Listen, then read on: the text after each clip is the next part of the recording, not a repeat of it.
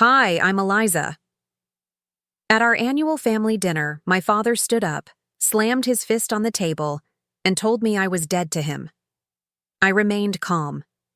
But what he didn't know was that I had recently finalized my grandfather's will, and the truth it contained would shatter everything he thought he knew. Because the real betrayal had been festering for decades, hidden beneath layers of lies, and tonight it would finally be exposed. Before we jump back in, tell us where you're tuning in from, and if this story touches you, make sure you're subscribed, because tomorrow I've saved something extra special for you. The autumn sunset painted the city skyline in shades of gold and crimson as I gazed out the window of my downtown apartment. Shadows stretched across my hardwood floors, growing longer with each passing minute, much like the distance that had grown between my father and me over the years. It was just after 5 p.m. when my phone vibrated against the marble countertop. I set down my cup of chamomile tea and picked it up, expecting a message from a client or perhaps my assistant reminding me about tomorrow's meetings. Instead, there it was, a text from my father. Family dinner, 7:30 p.m. at the Belmont. Business matters to discuss. Be punctual. No greeting, no warmth, not even a question mark. It read like a command from a military general, not an invitation, from a father to his daughter. I stared at the screen, my thumb hovering over the keyboard, as if waiting for the words to transform into something gentler, something that might suggest he actually wanted my presence rather than merely requiring it. But they remained cold and unyielding, piercing through my carefully constructed professional composure with the precision of a surgeon's scalpel. Part of me, the part that had finally started building a life entirely separate from his shadow, whispered that maybe I should simply ignore it, delete the message, move on. The Eliza I had become in recent years didn't jump at his commands anymore. But family habits sink their hooks deep into our psyches, don't they? Almost against my will, I found myself scrolling through memories of family dinners past. Evenings, where I had dressed immaculately, prepared extensively, researched conversation topics that might finally earn his approval, all the while feeling like an outsider at my own family table. Perhaps this time will be different, I thought, that stubborn flicker of hope refusing to be extinguished despite years of evidence to the contrary. Without overthinking it, I typed back, "I'll be there." And just like that, I was back in his orbit, that familiar gravitational pull I'd been trying to escape for years. The crisp evening air bit through my tailored coat as I stepped out of the taxi at 7:25 p.m. sharp. The Belmont loomed before me, a monument to old money and discreet power plays, its stone facade illuminated by soft golden light.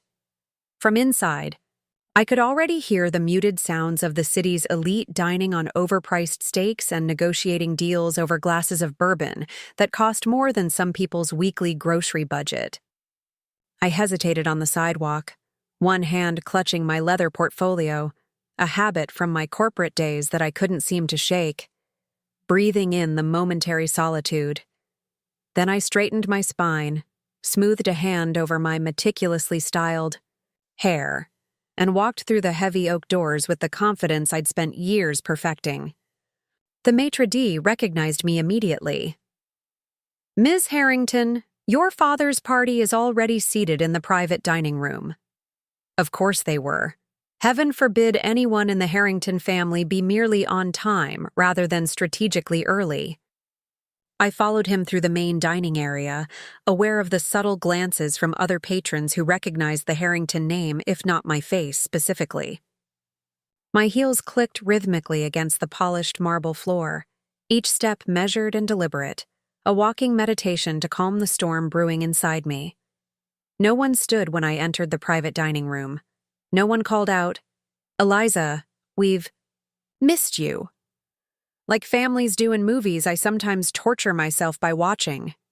My father glanced up briefly from his phone, his eyes as gray and impenetrable as a winter sky, gave me a curt nod that acknowledged my existence, but certainly not my worth, and returned to whatever email was apparently more deserving of his attention.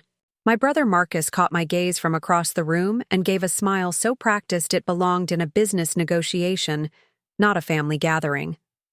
My stepmother Vivian barely looked up from her gin martini, her perfectly manicured fingers tapping impatiently against the crystal glass. Uncle Frederick, my father's longtime business partner and brother, offered a distracted wave before continuing his hushed conversation with my cousin Elias. The private dining room was a carefully orchestrated tableau of wealth and indifference. Crystal glasses caught the light from the ornate chandelier. White linen tablecloths stretched across the massive mahogany table like fresh snow, and family members who could discuss stock portfolios with passion but couldn't ask how I was really doing to save their lives. I was standing in the heart of what should have been my support system. Yet I might as well have been a waitress for all the genuine welcome I received. I placed my portfolio on an empty chair.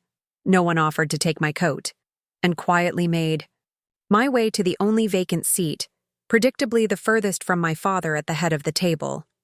They had managed without me just fine, it seemed. Conversation flowed around financial projections and property acquisitions. No one asked about my new consulting firm, the one I had built from scratch after walking away from the family business 2 years ago. No one mentioned the profile of me in last month's business journal. No one seemed to notice I existed beyond occupying space at their table. It was Uncle Frederick's voice that finally drew my attention directly.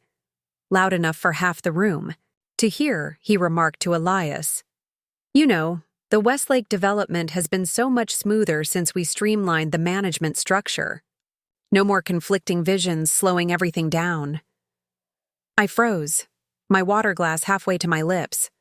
A few knowing chuckles answered him, low, mean-spirited sounds that slithered across the table toward me.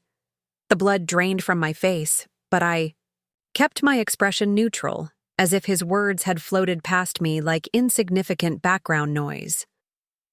But inside, the weight of it slammed into my chest with physical force.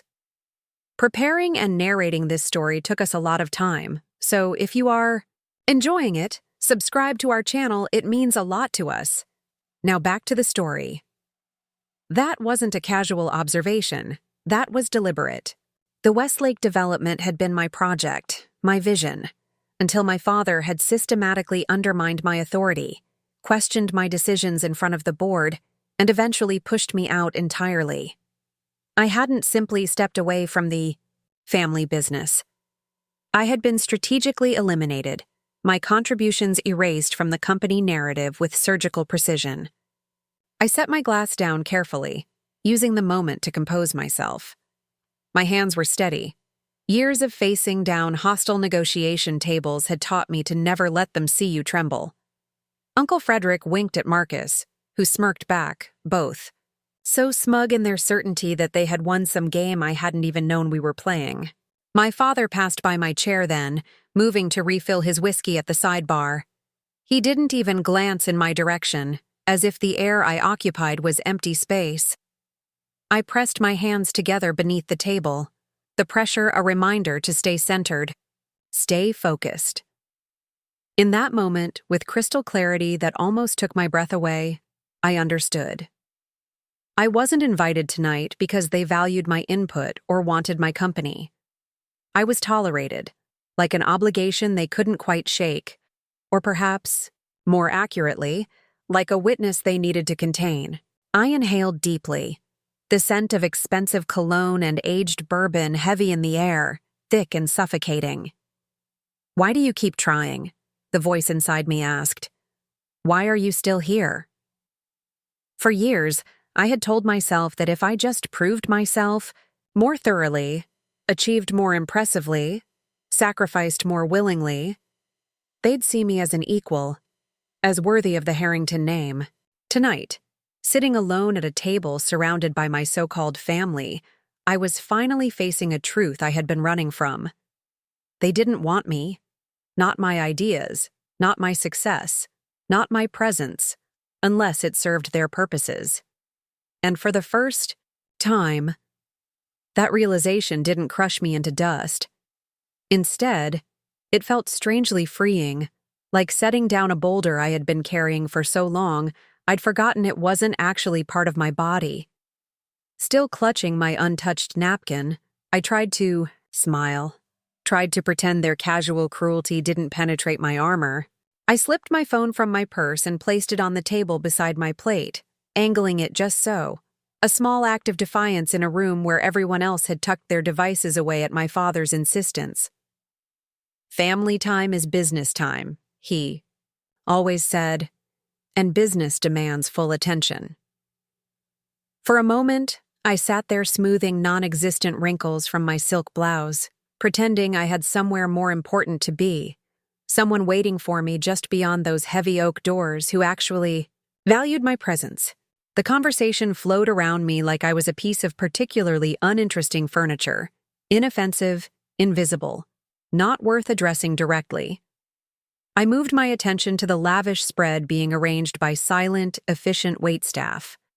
The aroma of truffle-infused something and aged, imported whatever filled the air. The table was a monument to excess: crystal decanters, silver serving dishes, fine china embossed with the restaurant's crest, all the trappings of wealth without a drop of actual warmth. My father finally took his seat at the head of the table, a king surveying his domain. "Let's begin," he announced, not quite looking at anyone in particular. No one would dare start before him, of course. That was the first rule of dining with Richard Harrington. The second rule was that the conversation would always, inevitably, circle back to the business, the legacy, the empire he had built, and we were all expected to orbit around like planets that existed solely to reflect his light. I settled back in my chair, maintaining perfect posture despite the exhaustion already creeping into my shoulders. Every clink of silverware against fine china, every self-satisfied chuckle, every deliberate exclusion from the conversation felt magnified tonight, as if the universe was making absolutely certain I couldn't ignore what had always been true. I was an outsider here, and I always would be. The first course arrived, some delicate arrangement of seafood that probably cost more than many people's daily wage. I picked up my fork, not because I had any appetite left, but because going through the motions was easier than explaining why I wasn't eating. The food tasted like ash in my mouth, but I smiled and nodded at appropriate intervals as Marcus detailed. His latest acquisition, a struggling tech company he'd purchased at a fraction of its worth after their funding fell through. "Brilliant move," my father said, his voice warm with pride. "That's the Harrington instinct, seeing opportunity where others see only failure."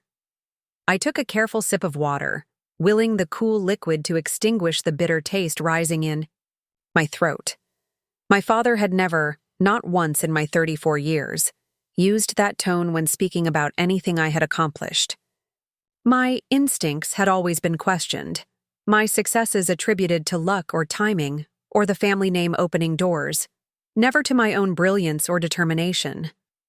The conversation shifted to Elias's new position on the board of an exclusive art foundation, a seat that had mysteriously opened up after my father made a substantial donation. No one mentioned that I had been serving on a similar board for 3 years, or that my guidance had helped the foundation increase its endowment by 30%. It was as the main course arrived, prime ribeye for most of them, while I had requested the sea bass, that my father finally acknowledged my existence directly. "Eliza," he said, his voice carrying that particular tone of barely concealed disappointment I had grown up hearing. "I understand you've been consulting for Meridian Group." The table went suddenly, artificially quiet. I set down my fork and met his gaze directly, something I had only learned to do consistently in recent years. "Yes," I replied, my voice calm and professional. "They're exploring some interesting expansions in sustainable development." My father's mouth tightened, almost imperceptibly. Meridian Group is a direct competitor to Harrington in 3 markets. It wasn't a question, so I didn't treat it as one. I simply held his gaze, waiting. The silence stretched, uncomfortable and taut as a wire about to snap. I'm sure Eliza didn't realize the conflict of interest, Vivian interjected with a saccharine smile that never reached her calculating eyes. She's been so removed from family matters lately. The subtle emphasis on family matters hung in the air, a deliberate reminder that I had stepped outside the sacred circle, that I had dared to build something that wasn't under my father's control. I was fully aware of the market overlap, I said, my voice level despite the quickening of my pulse. However, Meridian's project focuses on affordable housing with sustainable materials, a sector Harrington has explicitly avoided as insufficiently profitable. I quoted my father's exact words from a board meeting 2 years ago, watching his eyebrows draw together in irritation at having his own dismissive language reflected back at him. Marcus let out a soft, derisive snort. Always the idealist. Aren't you, sis? Some of us live in the real world where profit margins actually matter. I turned to him, maintaining my composed expression with effort. The project has a projected ROI of 17% over 5 years, Marcus. That's 3 points higher than your vaunted Monroe Street development. But please, continue explaining the real world to me. It's fascinating. The flash of anger in his eyes was momentarily satisfying, but I knew the cost of that small victory would be high. My father didn't tolerate challenges to the family hierarchy, especially not at his own table. That's enough, my father said, his voice quiet but carrying an unmistakable edge. We're not here to discuss Eliza's charitable endeavors. The dismissal stung, as it was meant to. My work wasn't charity. It was innovative, profitable, and making actual positive change in communities. But in the Harrington worldview, if it didn't maximize shareholder value above all other considerations, it was essentially a hobby, not serious business. Now, my father continued, as if the previous exchange had been an insignificant interruption, about the Preston acquisition. The board meeting is Tuesday, and I expect unanimous support from the family shares. And there it was, the reason for this family dinner. Not connection, not genuine interest in each other's lives, but business. Always business. The Preston acquisition was controversial. The company had been mismanaged for years, and the purchase would primarily benefit my father's longtime friend Preston Williams, while exposing Harrington to significant risk. I had expressed my concerns in an email last week, which had apparently been summarily ignored. I haven't decided how I'll vote yet, I said, the words falling into the conversation like stones into still water, creating ripples of tension that spread instantly around the table. I have some remaining questions about the liability exposure and the actual value of their patent portfolio. My father's expression didn't change, but the temperature in the room seemed to drop 10 degrees. It's a solid acquisition with significant upside potential, he said, each word clipped and final. The family votes as a block. That's how it's always been. And perhaps that's part of the problem, I replied, surprising even myself with my directness. Rubber stamp approval doesn't serve the company's best interests, especially when due diligence raises legitimate concerns. Uncle Frederick leaned forward, his expression a mixture of condescension and poorly concealed anger. Your grandfather built this company on family loyalty, Eliza. Something you seem to have forgotten since your departure. The irony of him invoking my grandfather's name struck me like a physical blow.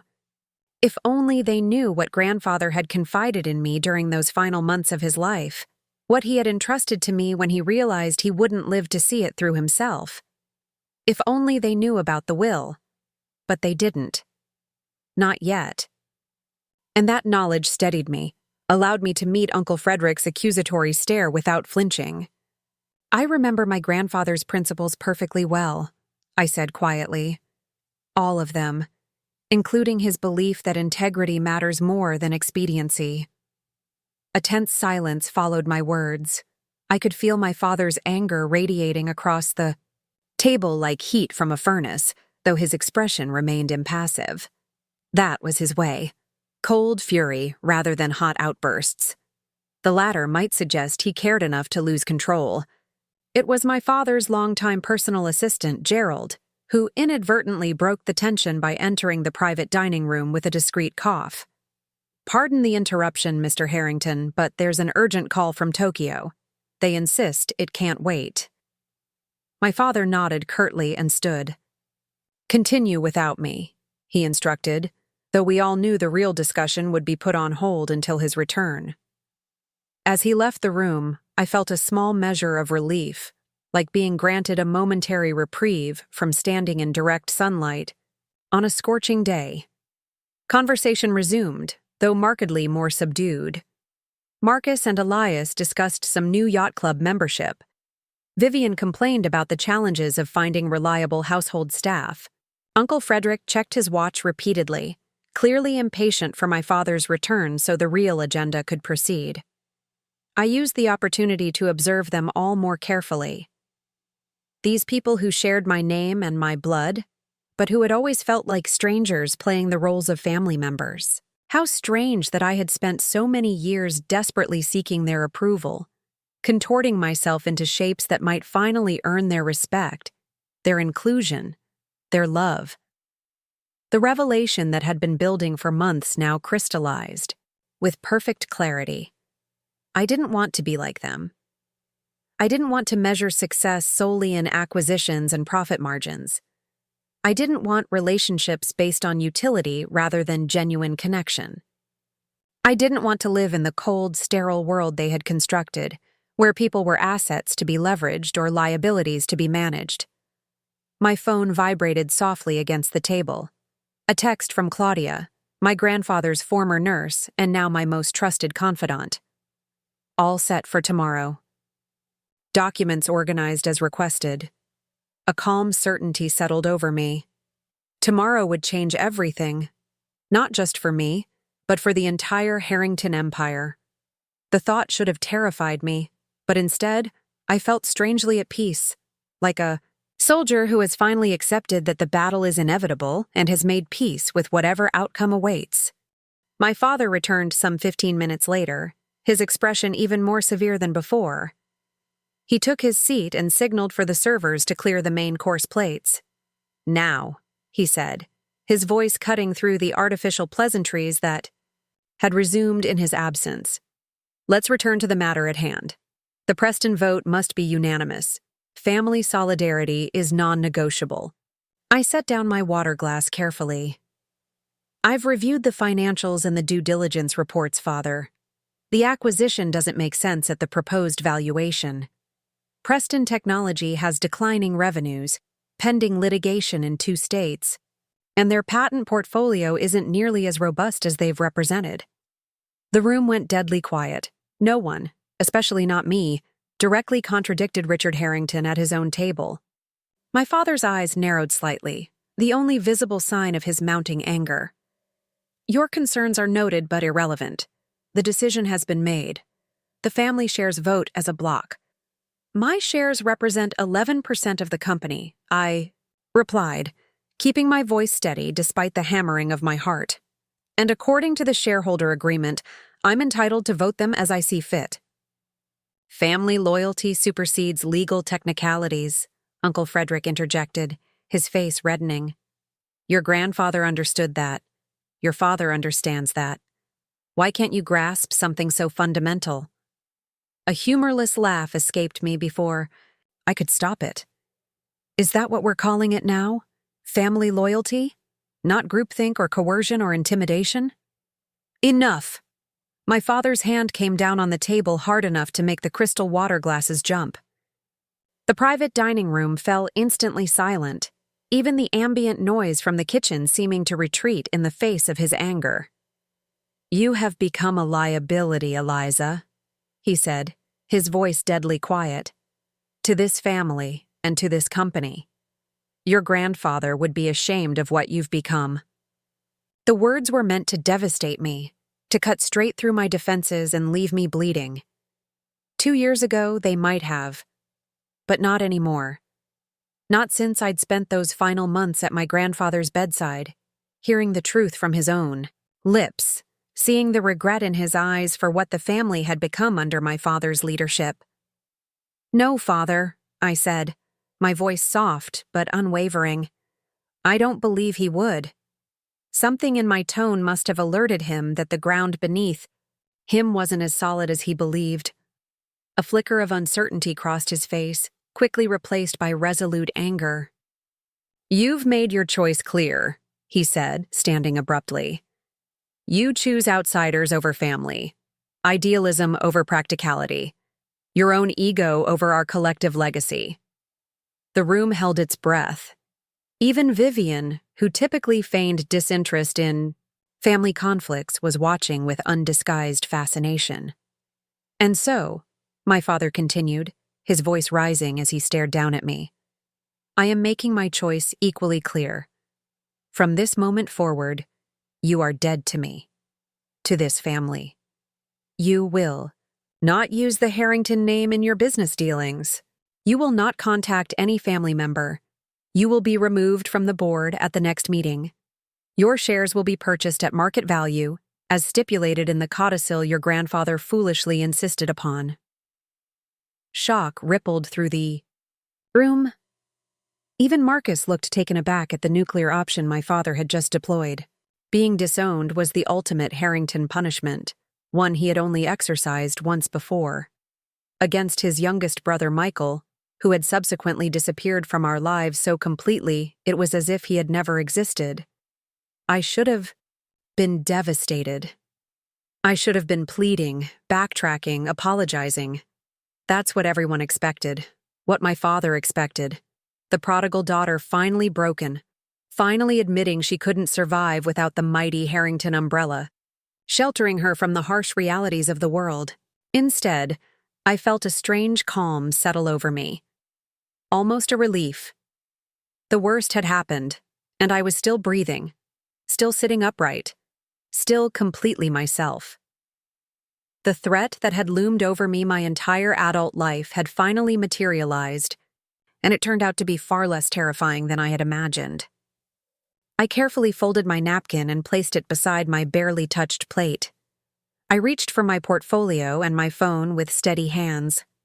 I stood, smoothing the lines of my skirt with deliberate care. "If that's your decision, then I accept it," I said, my voice clear and carrying to every corner of the suddenly silent room. My father's expression flickered with momentary confusion. This wasn't the script he had expected, the tearful capitulation he had counted on. His fist clenched, at his side knuckles whitening with suppressed rage. "Before I go," I continued, allowing the slightest smile to touch my lips, "you should know that grandfather's will is being formally executed tomorrow morning.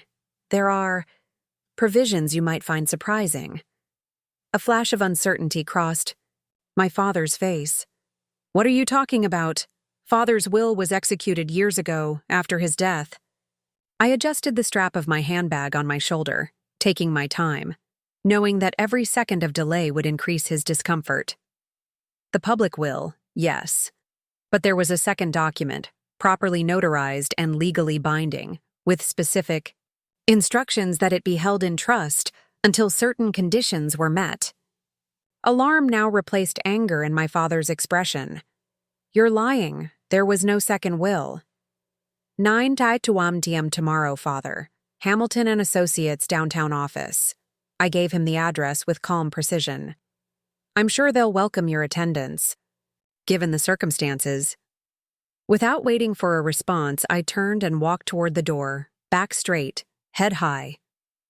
I could feel their stares burning into me, confusion and apprehension replacing the dismissive indifference of earlier. As I reached the door, I paused and turned back one last time. "You know, there's something grandfather told me during those last weeks when I was the only one who made time to sit with him every day. He said, the true Harrington legacy isn't buildings or balance sheets. It's the choice between power and purpose." I didn't fully understand what he meant until tonight. I let my gaze sweep across their stunned faces, these people who had defined my sense of worth for so long. "Thank you for finally making the choice so clear for me." And with that, I walked out of the private dining room, out of the Belmont, and into the cool night air that suddenly tasted like freedom. The real reckoning would come tomorrow morning, when they learned exactly what my grandfather's second will contained, and why he had entrusted it to me, not to his son, to execute when the time was right. For the first time in my adult life, I wasn't afraid of my father's anger or my family's rejection. I had something far more powerful on my side now. The truth, carefully documented and legally binding, that would reshape the Harrington Empire from its very foundation. And if they thought disowning me would prevent what was coming, they were about to learn just how wrong they could be. For the next 2 days, I moved through my routines with mechanical precision. Client meetings, workout sessions, even dinner. With Marcus's parents, all while mentally rehearsing what was to come. I wasn't just preparing for a confrontation. I was preparing for an ending. Sunday evening arrived with unexpected clarity. The rain had finally stopped, leaving behind a crystalline autumn sky that seemed almost cruelly beautiful given what was about to unfold. I dressed with deliberate care. A charcoal gray suit, understated jewelry, hair pulled back in a sleek ponytail. Professional. Impenetrable. The armor I'd need for the battle ahead. "Are you sure about this?" Marcus asked as I gathered my things. The manila envelope now rested in a slim leather portfolio, innocuous yet devastating in its potential.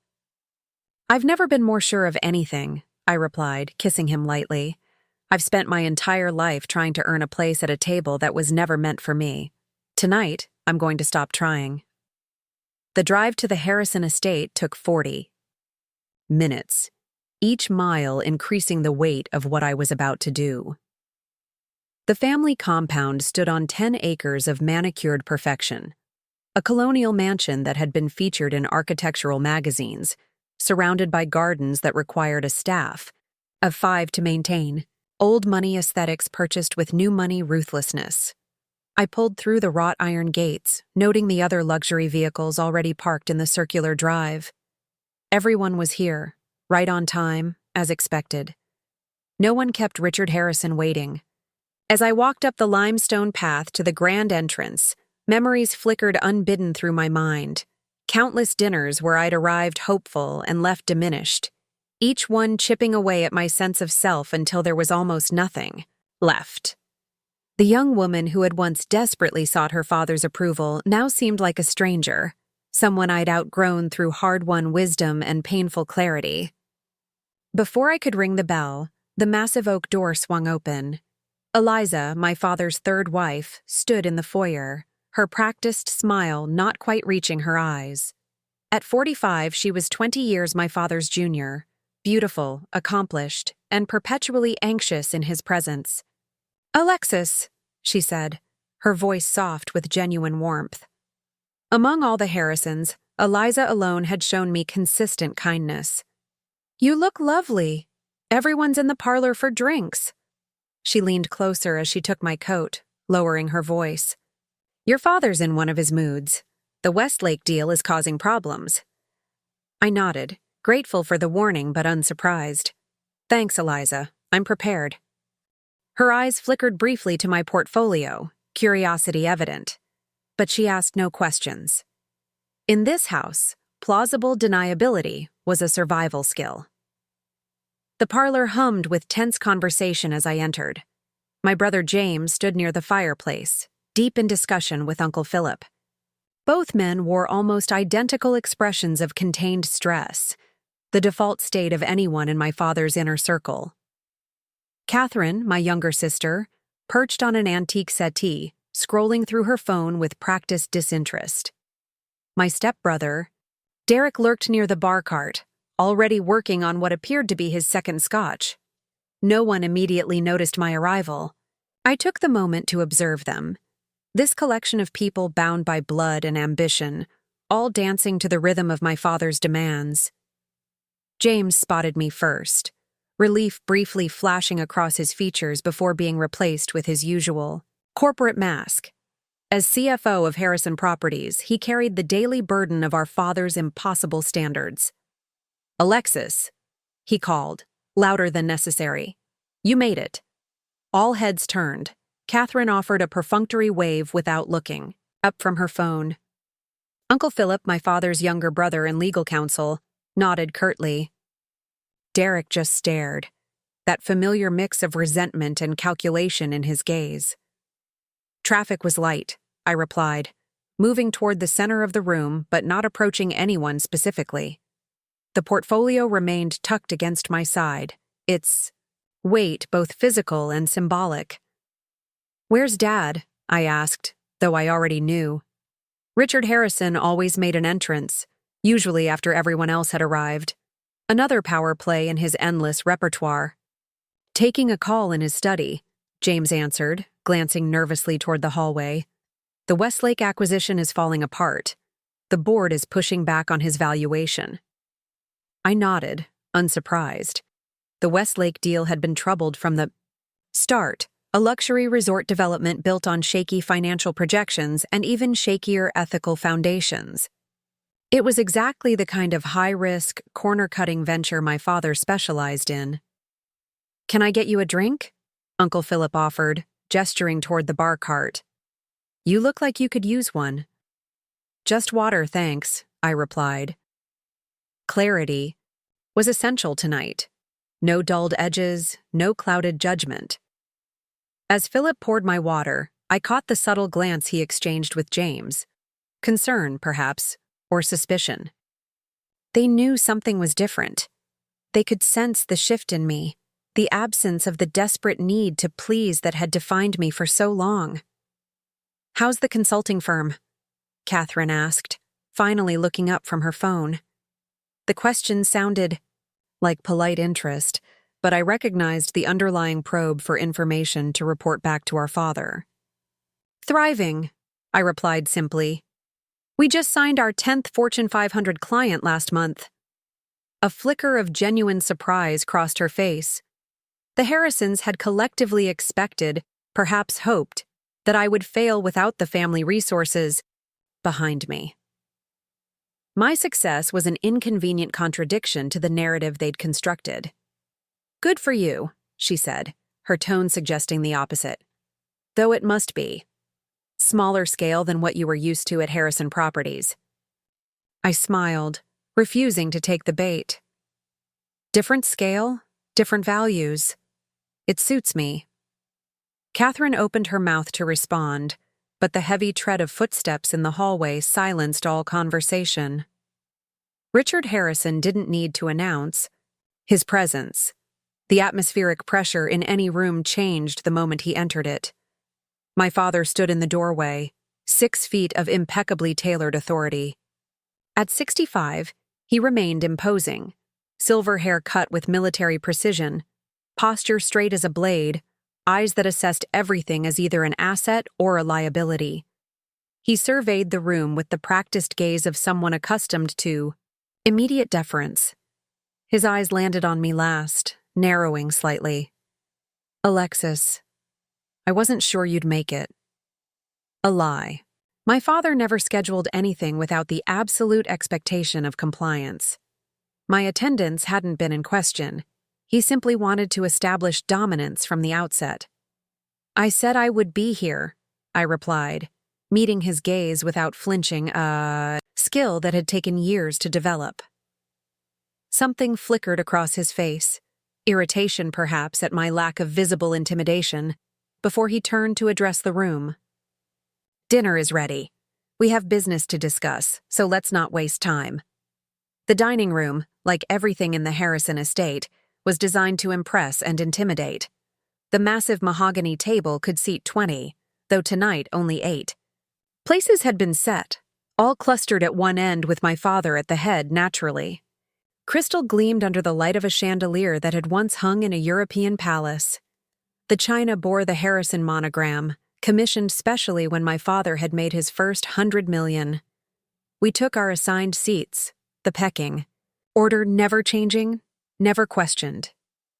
James to my father's right, Uncle Philip to his left. Catherine beside James, me beside Philip. Derek and Eliza farther down, their positions making their status in the hierarchy abundantly clear. The eighth setting remained empty, a place always set for my grandfather, despite his passing 3 years ago. My father's one sentimental gesture, though I now understood it was more superstition than reverence. The staff served the first course, in choreographed silence, chilled asparagus soup that no one particularly enjoyed but my father insisted upon for its refinement. I placed my portfolio on the floor beside my chair, within easy reach but out of immediate sight. The Westlake situation is becoming problematic, my father announced without preamble, not bothering to wait until the servers had left the room. The environmental survey revealed contamination issues that should have been disclosed by the sellers. James nodded, tension visible in his shoulders. The remediation costs could run into the millions. The board is questioning whether we should walk away. My father's expression hardened. Walking away is not an option. We've committed too much capital already. The problem isn't the contamination, it's the board's lack of vision. Uncle Philip cleared his throat. Richard, there could be significant liability issues here. If it gets out that we knew about the contamination and proceeded anyway, it won't get out, my father cut him off. That's why we have you, isn't it, Philip? To make sure these little complications disappear. The implication hung in the air, thick and toxic. This was how Harrison Properties had operated for decades. Problems didn't get solved. They got buried. Ethics were flexible, laws were inconveniences, and family loyalty was the only non-negotiable currency. I stirred my soup, watching the patterns form and dissolve. 3 years ago, I would have been part of this conversation, offering solutions, strategizing ways to minimize damage. Now, I saw it for what it was. Another morally bankrupt scheme in a lifetime of cutting corners. What about the community impact? I asked, breaking my silence. Those groundwater issues won't just affect the resort, they'll hit the surrounding neighborhoods too. My father's gaze snapped to me, cold and assessing. We're not here to discuss your bleeding heart concerns, Alexis. You forfeited your input when you walked away from the company. I didn't walk away from the company, I corrected calmly. I walked away from the corruption. There's a difference. The table went, silent. Even the clink of spoons against china ceased. Challenging Richard Harrison openly was unprecedented, especially at a family dinner. His smile was tight, dangerous. Is that what you tell yourself to justify your failure? That you took some moral high ground? You couldn't handle the pressure, so you quit. Let's not dress it up as anything else. 3 years ago, those words would have devastated me. Now they barely registered. I'd spent too long measuring my worth against his approval, desperately trying to earn the love that should have been freely given. Is that why we're really here tonight? I asked. So you can remind everyone what a disappointment I am? James shot me a warning look. Catherine suddenly found her soup fascinating. Uncle Philip shifted uncomfortably in his seat. My father set down his spoon with deliberate precision. We're here because despite your career choices, you remain a Harrison. And there are matters that affect the family legacy that need to be addressed. There it was, the real purpose of tonight's gathering, not the Westlake deal, which could have been handled in any weekday board meeting. This was about the legacy, about control. The servers returned to clear the soup course and present the main, herb-crusted rack of lamb, my father's favorite. I hadn't eaten meat in 2 years, another choice he viewed as personal defiance rather than a simple preference. A plate of grilled vegetables appeared before me without comment. Eliza's doing, no doubt. Small kindnesses in a house not known for them. Harrison Properties turns 50 next year, my father continued once the servers had again retreated. 5 decades of building something significant. Something that should endure beyond any of us. His gaze swept the table, lingering briefly on each face. Which brings me to the succession plan. The board has been pushing for clarity on leadership, transition, particularly in light of recent health concerns. This was news. My father had never acknowledged any weakness, any vulnerability. Health concerns meant something serious enough to force him to address the future he'd always acted would bend to his will indefinitely. James straightened, expectation clear in his posture. As CFO and eldest son, he'd been groomed for succession since childhood. "I've decided to accelerate the transition timeline," my father announced. "Effective next quarter, James will assume the role of president and COO, with myself remaining as CEO and chairman for the foreseeable future." James nodded, accepting this half-victory with characteristic restraint. More responsibility without the true power. Classic Richard Harrison strategy. Catherine will take James's place as CFO, with expanded oversight of our international holdings. My sister finally looked up from her phone, a rare, genuine smile crossing her features. "Thank you, Daddy." My father turned to Uncle Philip next. "The board has approved your transition to General Counsel Emeritus.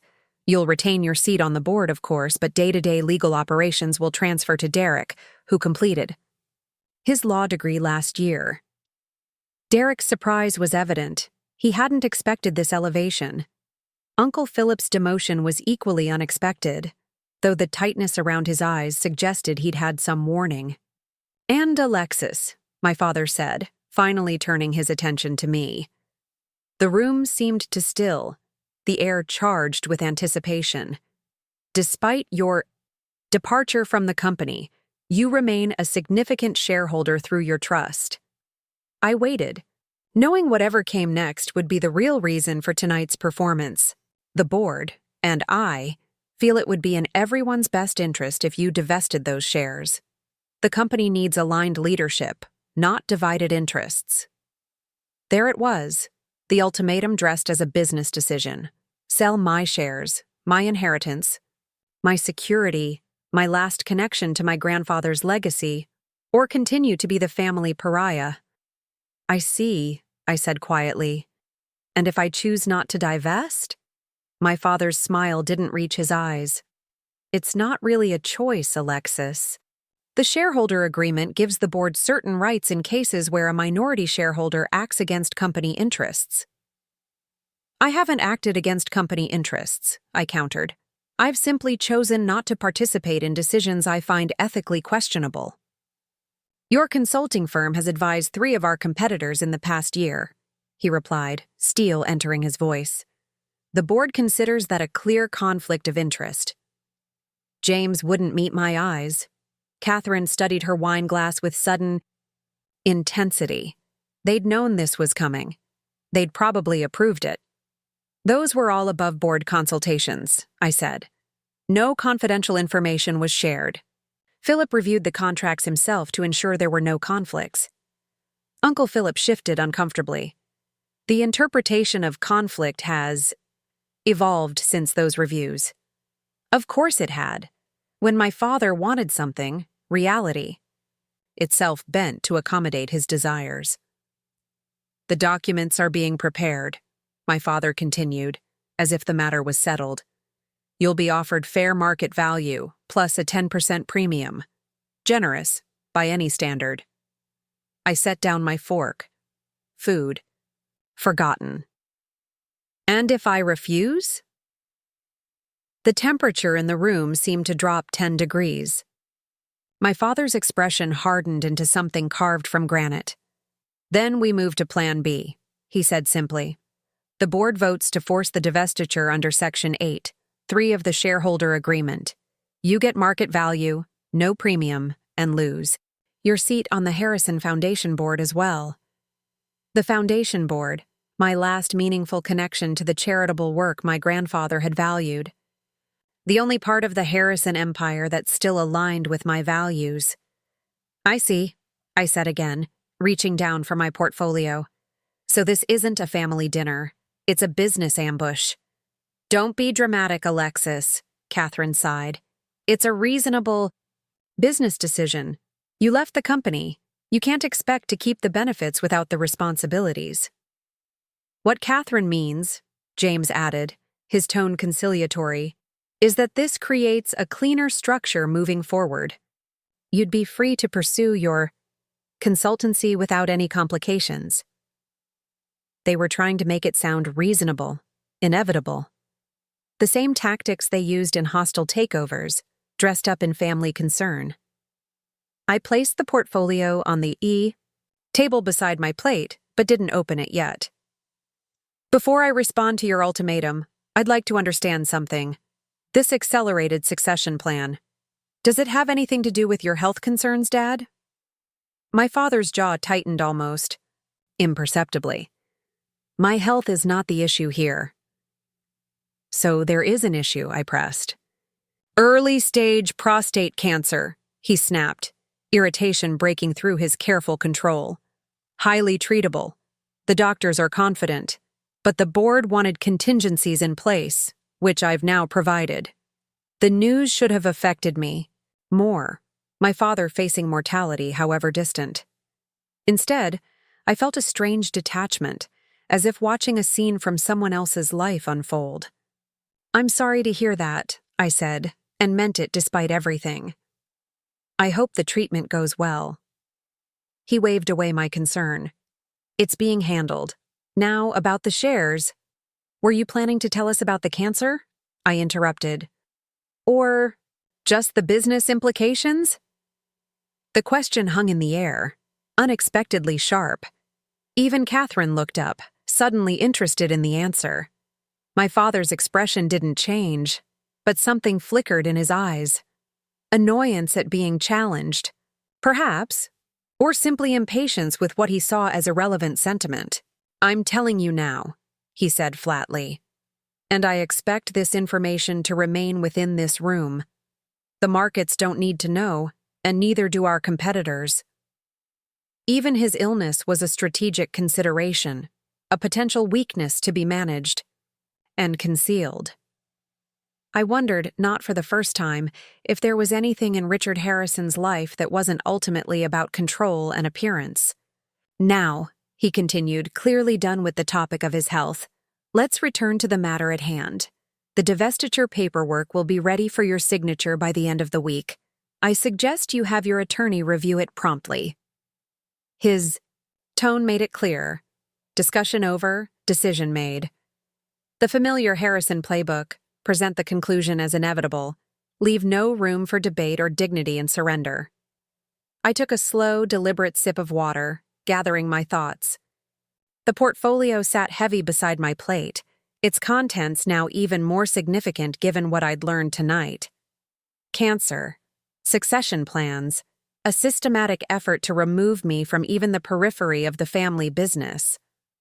Before I make any decisions, about my shares, I said carefully, I think there's something everyone at this table should know. My father's expression darkened. He recognized the tone. It was his own, after all. The calm before a calculated strike. This isn't the time for your grievances, Alexis, he warned. It's not a grievance, I replied, placing my hand on the portfolio. It's information relevant to the succession plan. Information about grandfather's will.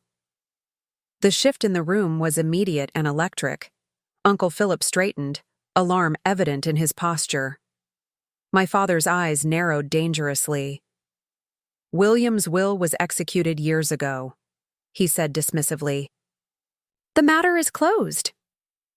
Not quite, I countered, opening the portfolio and removing a sealed envelope. This arrived yesterday from Arthur Monroe's estate. Arthur was grandfather's attorney before you replaced him with Philip. Apparently, he left instructions for his executor to deliver this upon his death. Arthur Monroe had passed away last month at 92. The news had barely registered with the family, just another old connection fading away.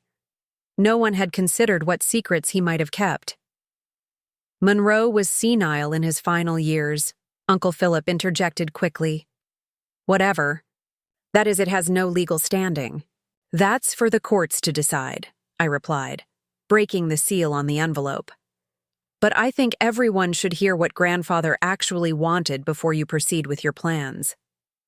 My father stood abruptly, his chair scraping against the hardwood floor. "This dinner is over. Whatever game you're playing, Alexis, it stops now." "It's not a game," I said, remaining seated, unfolding the document inside the envelope. "It's grandfather's true last will and testament, dated just 3 months before his death. Notarized, witnessed, and very different from the one that was executed." The room went utterly still. James stared at the document in my hands like it might explode. Catherine's practiced indifference had vanished, replaced by naked curiosity. Derek looked between my father and me, trying to determine which way the power was shifting.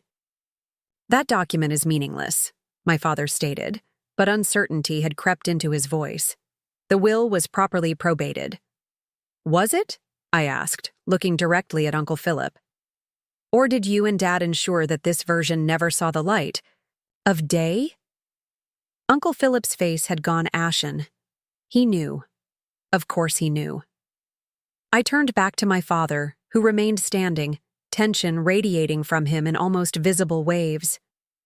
"Grandfather made changes in his final months," I said quietly. "Changes you made sure no one knew about. He didn't leave controlling interest of the company to you. He split it between all 3 of us, you, James, and me. Equal shares, equal voting rights." The lie that had shaped our family for years hung exposed in the air between us. My father had systematically consolidated power that was never meant to be his alone. "That's absurd," he snapped, but the slight tremor in his hand betrayed him. William would never have left equal control to a 29-year-old with no experience. "But he did," I replied, sliding the document across the table. "See for yourself. And that's not all he changed." James reached for the will first, scanning it with the practiced eye of a financial executive accustomed to analyzing legal documents. His expression shifted from skepticism to shock as he read. "Dad," he said quietly, "this looks legitimate." My father snatched the document from James's hands, his eyes darting across the pages with increasing agitation. When he reached the second page, his face drained of color. "This is a forgery," he declared, but the force had gone out of his voice. "It's not," I said calmly.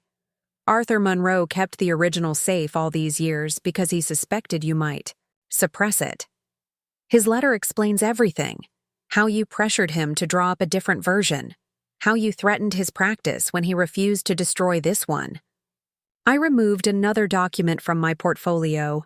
The letter from Arthur Monroe explaining in meticulous detail how Richard Harrison had systematically worked to ensure his father's true wishes never came to light. "You manipulated everything," I continued. "You made sure grandfather's true intentions disappeared. You consolidated power that was meant to be shared. You built your empire on a foundation of lies." For the first time in my life, I saw something I'd never thought possible, my father at a loss for words. The mask of control had slipped, revealing the calculation and fear beneath. "If this is true," Catherine said slowly, "then everything changes. The ownership structure, the board composition, the succession plan. Everything," I agreed, "including the Westlake deal and all the other ethical corners Dad's been cutting for years. With equal voting rights between 3 people instead of absolute control by 1, the company would have to operate very differently." My father seemed to recover himself, his expression hardening into familiar disdain. "And that's your game, isn't it? You couldn't beat me in the boardroom, so you've concocted this fiction to try to gain leverage." "It's not fiction," I replied evenly. "Monroe's executor has already filed the necessary papers with the probate court to reopen the estate. There will be a hearing next month. The original will, with Monroe's sworn statement about your interference, will become public record." The silence that followed was absolute. Even the usual sounds of the house, distant staff movements, the hum of the climate system seemed to have been swallowed by the gravity of the moment. My father looked at me then, really looked at me, perhaps for the first time in years. What he saw wasn't the compliant daughter he'd tried to mold, nor the failure he'd labeled me when I refused to follow his path. He saw an opponent who had methodically gathered ammunition and waited for the perfect moment to strike.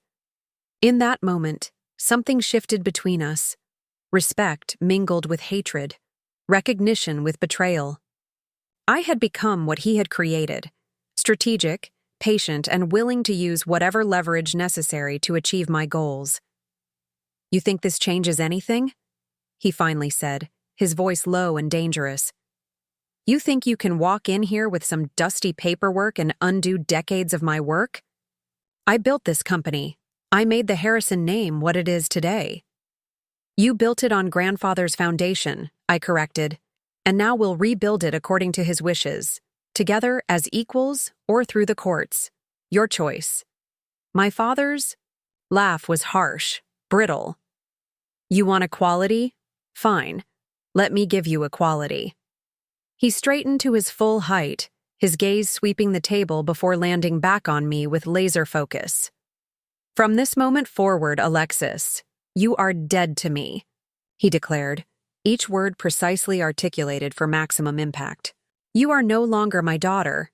You are no longer a Harrison. Whatever legal battles you want to fight, whatever claims you think you have, pursue them as a stranger. Because that's what you are to me now." The pronouncement hung in the air, heavy and final. Catherine gasped softly. James closed his eyes briefly. Even Derek seemed shocked by the baldness of the declaration. I should have felt something: pain, anger, grief for the final severing of a relationship that had shaped my entire life. Instead, I felt a curious lightness, as if the last chain anchoring me to a toxic past had finally broken.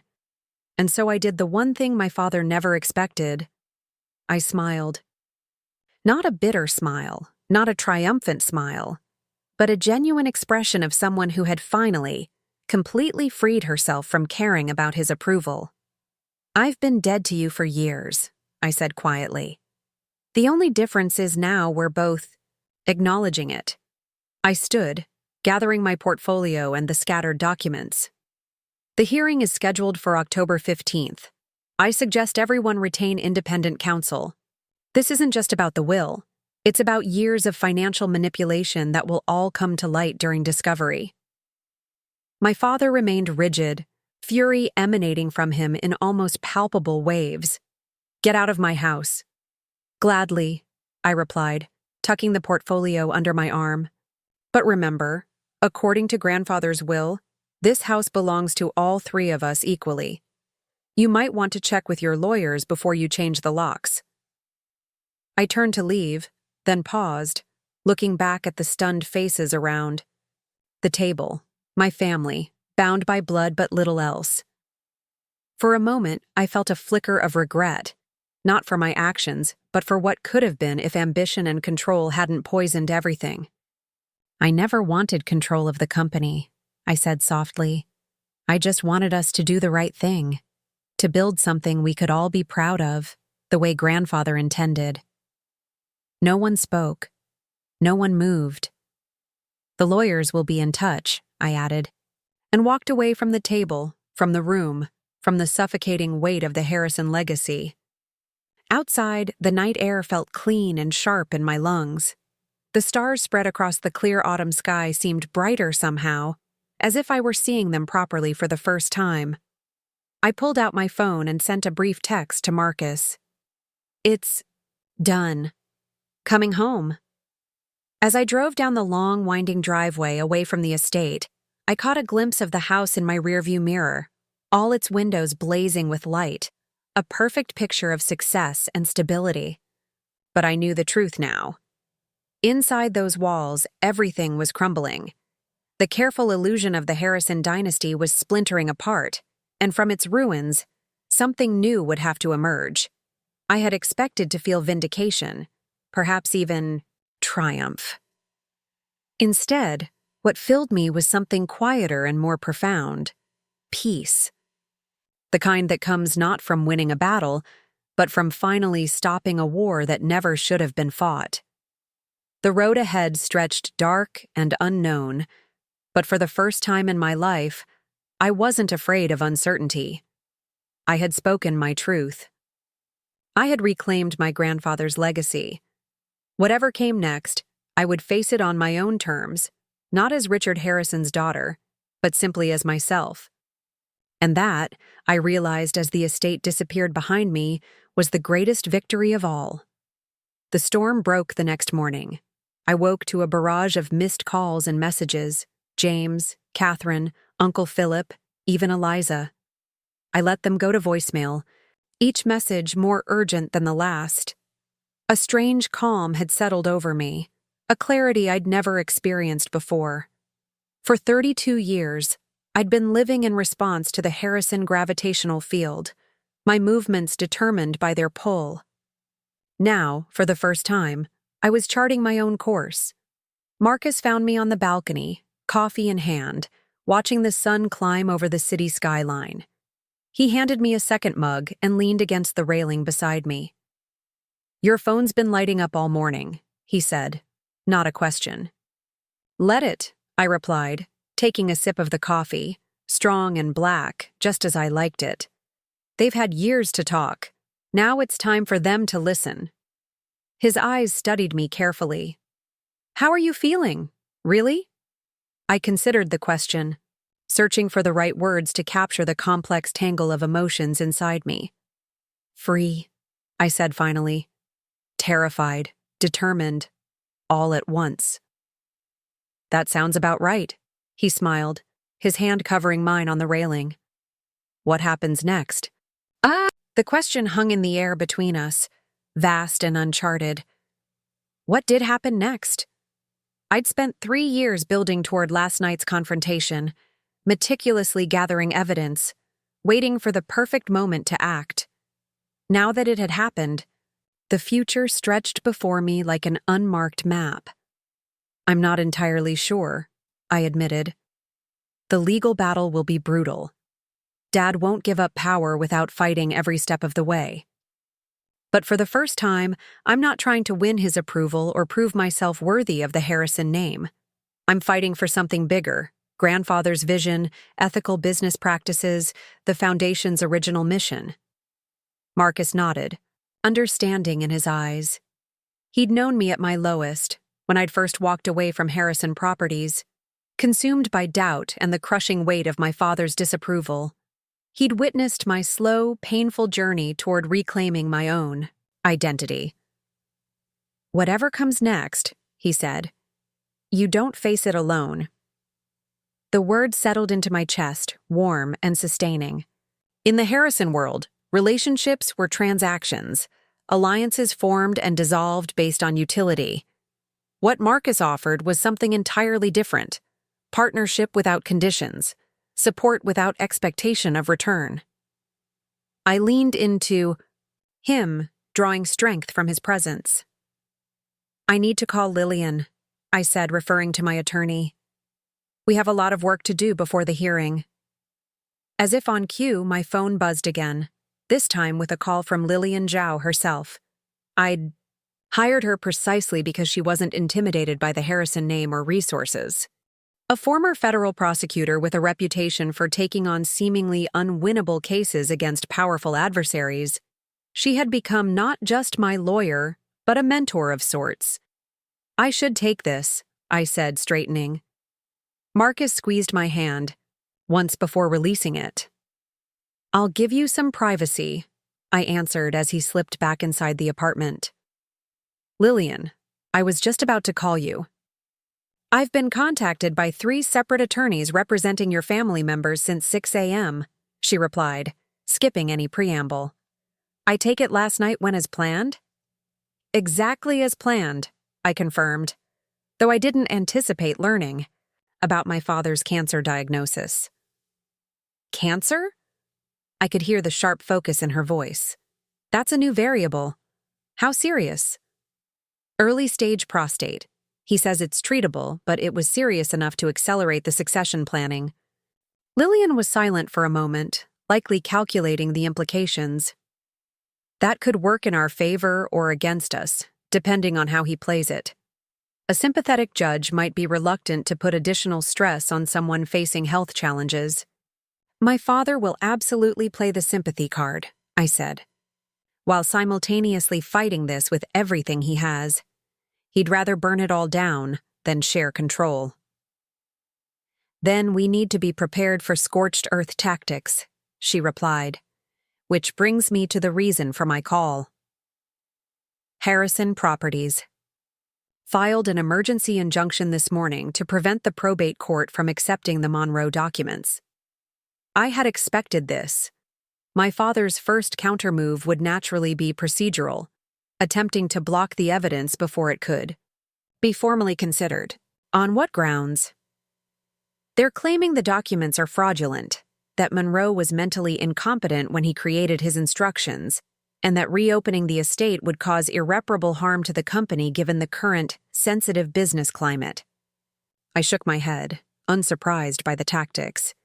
Classic Richard Harrison: attack the source, create a distraction, and frame himself as the victim.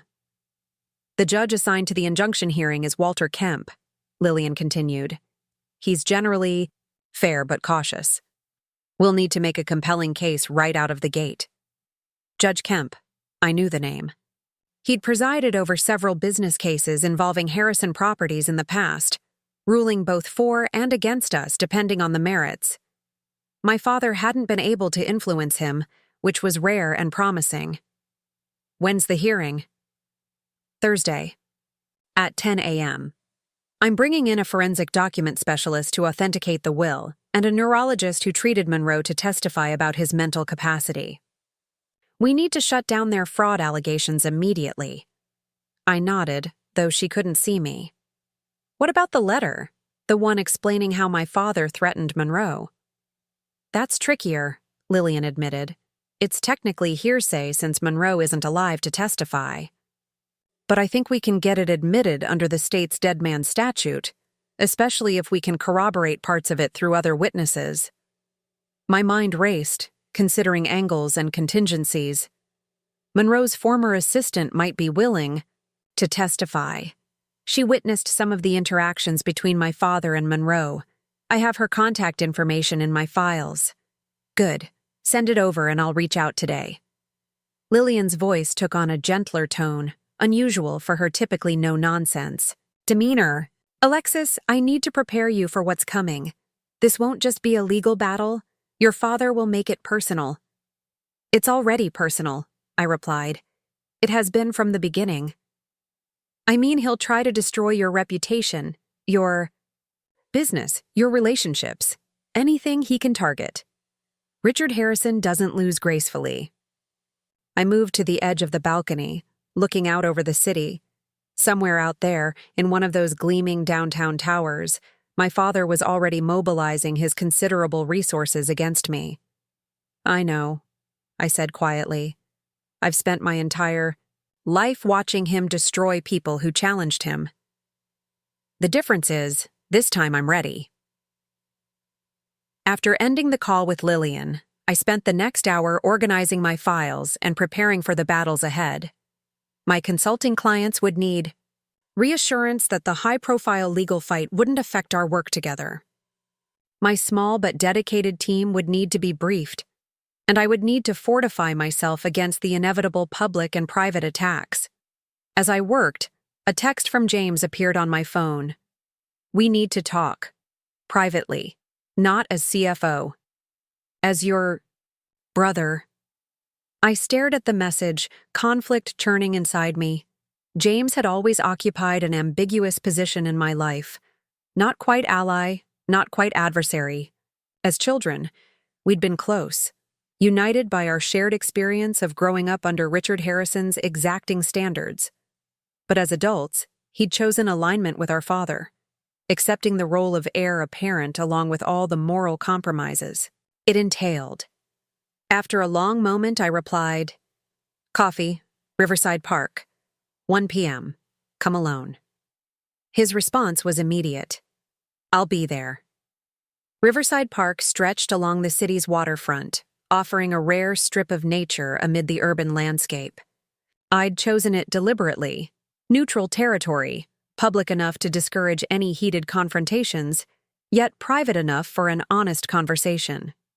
I arrived early, selecting a bench with a clear view of the approaching paths.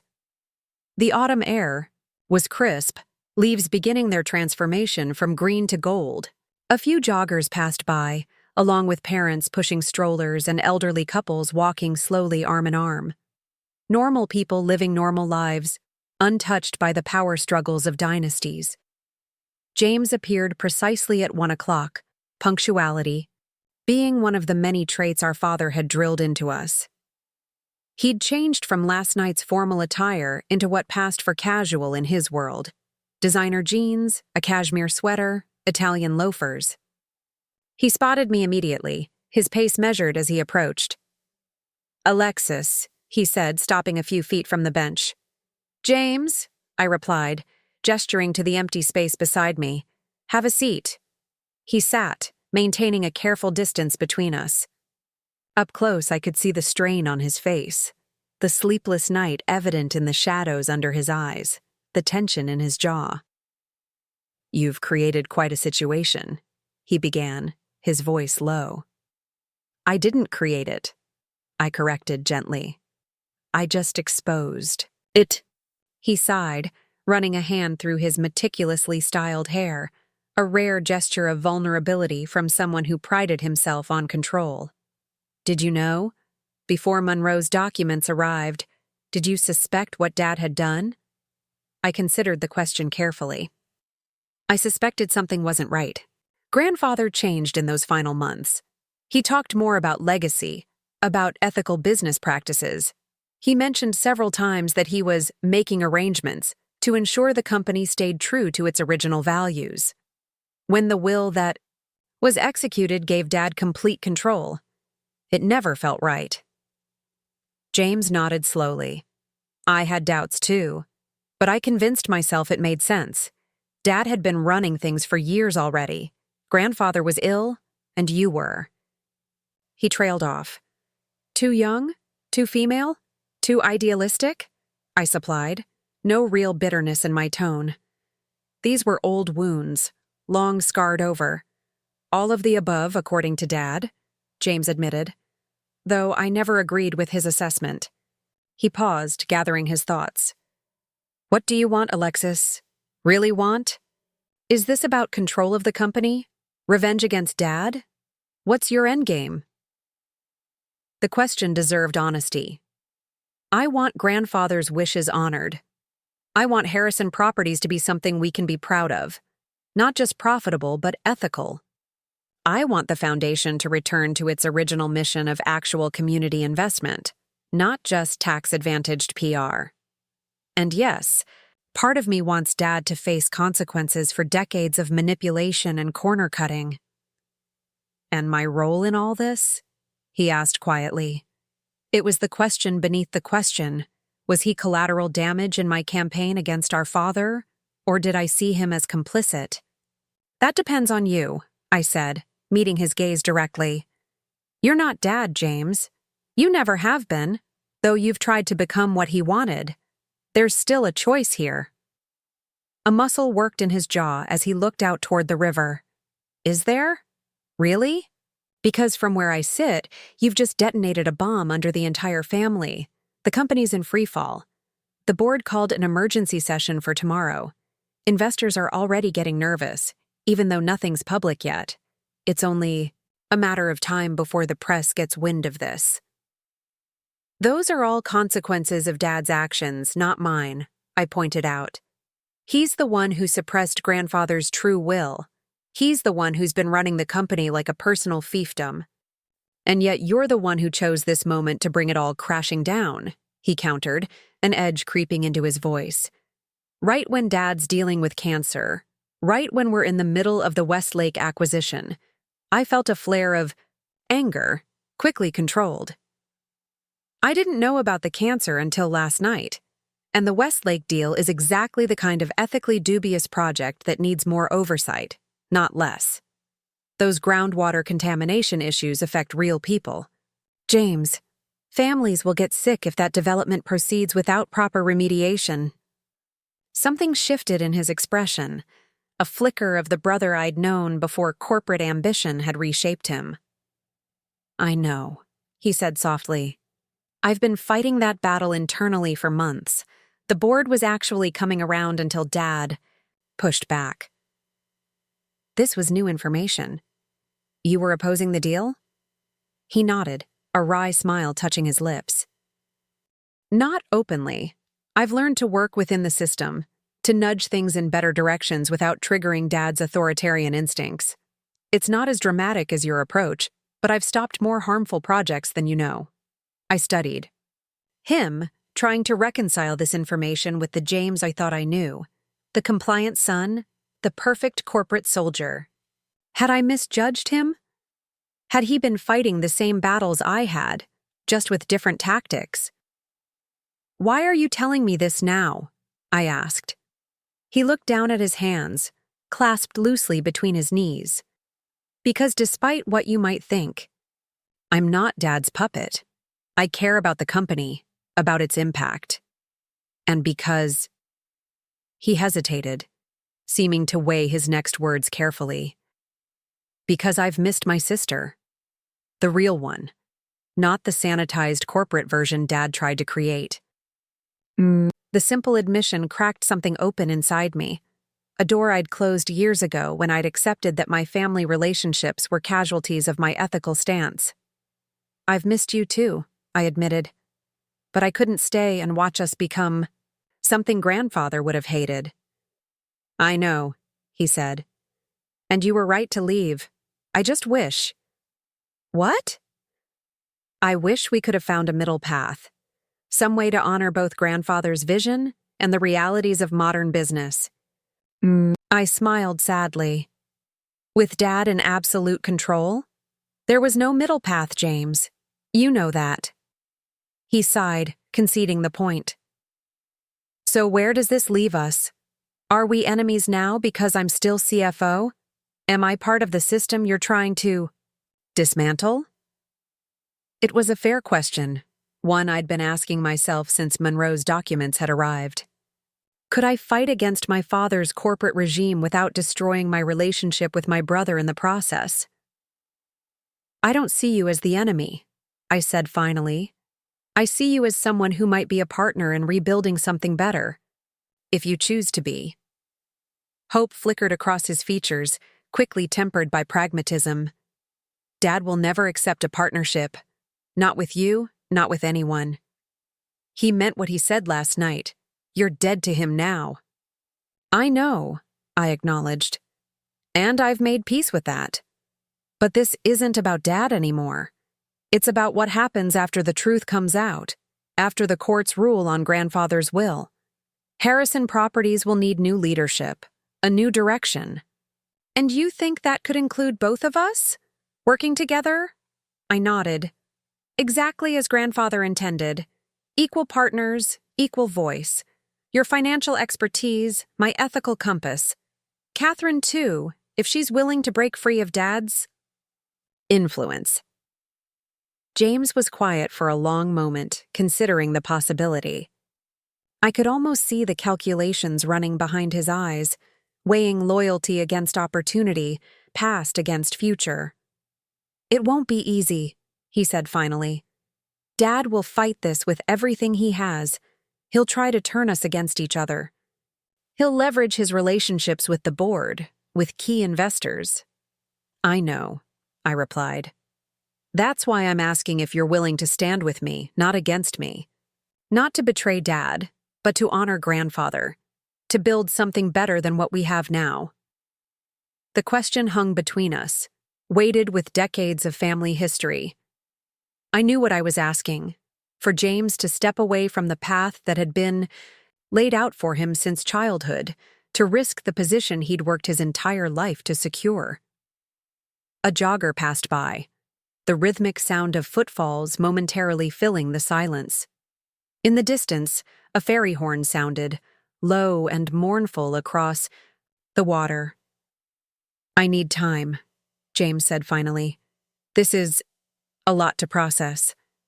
I need to think about what it means, what I'd be risking." It wasn't the enthusiastic alliance I might have hoped for, but it was honest. And honesty was something rare and valuable in our family.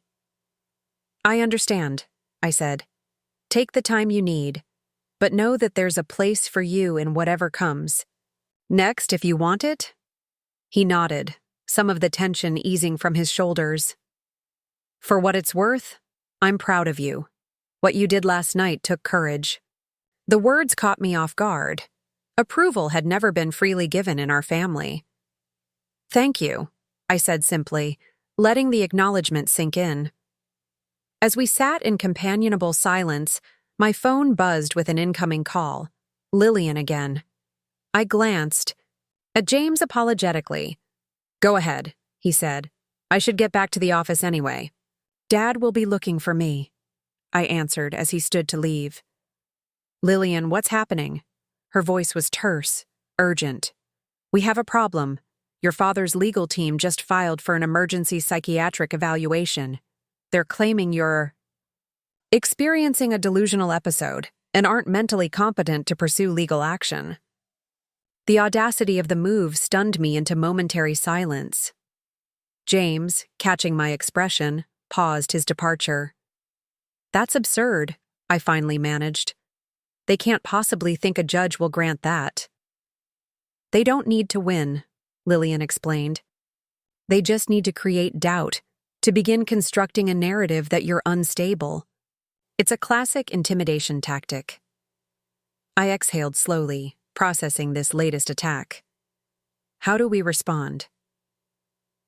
"I've already filed a counter-motion for sanctions against their legal team for filing frivolous claims. But Alexis, this is just the beginning. They're going to throw everything at you, personal, professional, legal." "I understand," I said, my resolve hardening. "Do whatever needs to be done." As I ended the call, I looked up to find James watching me, concern evident in his expression. "Dad's playing hardball already?" "Psychiatric evaluation," I confirmed. "He's trying to paint me as unstable." James shook his head, disgust briefly crossing his features. "That's low, even for him." He hesitated, then added, "I didn't know about this, Alexis. I swear." "I believe you," I said, and realized I meant it. Whatever else had changed between us, I still knew my brother well enough to recognize his genuine shock. He checked his watch, conflict evident in his expression. "I have to get back, but—" He paused, seeming to make a decision. "I'll call you tonight. There are some things you should know about Dad's strategy, things that might help you prepare." It was a small gesture, but significant. The first indication that he might be willing to step out of our father's shadow. "I'd appreciate that," I said. As he turned to leave, I called after him. "James, whatever happens, we're still family. Not in Dad's transactional sense, but in the way that actually matters." He nodded, a genuine smile briefly lighting his features. "I'm counting on it." I watched him walk away, his figure growing smaller against the backdrop of the city skyline. For the first time since this battle began, I felt a flicker of hope that not everything valuable would be destroyed in the process. My phone buzzed, again, this time with a text from Marcus. "Channel 7 News just called the office asking for comment on allegations of serious financial impropriety at Harrison Properties. It's starting." I took a deep breath, steadying myself for what was to come. The private family drama was about to become very public. In his attempt to silence me, my father had inadvertently ensured that every aspect of his business practices would now be scrutinized under the harsh light of media attention. As I walked back toward my apartment, I felt strangely calm. The path ahead would be difficult, painful even, but it was finally clear. After years of moral compromise and silence, Complicity, the truth was emerging. And truth once released has a power all its own. Whatever came next, whether victory or defeat in the legal arena, reconciliation or permanent estrangement from my family, I had already won the most important battle. I had reclaimed my voice, my integrity, my right to stand for something larger than profit and power. My father had declared me dead to him, thinking it the ultimate punishment.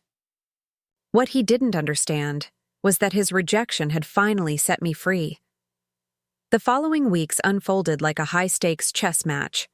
Each move calculated, each response measured, the battle lines drawn with increasing clarity. My father's legal team filed motion after motion, attempting to delay the inevitable, the forensic examination of grandfather's authentic will. The media caught wind of the story, as I'd anticipated. Harrison empire in turmoil, daughter challenges billionaire. Father's control splashed across business publications. The Wall Street Journal ran a front-page profile. Financial analysts speculated about the implications for Harrison Properties' stock price. What had begun as a private family confrontation had become a public reckoning.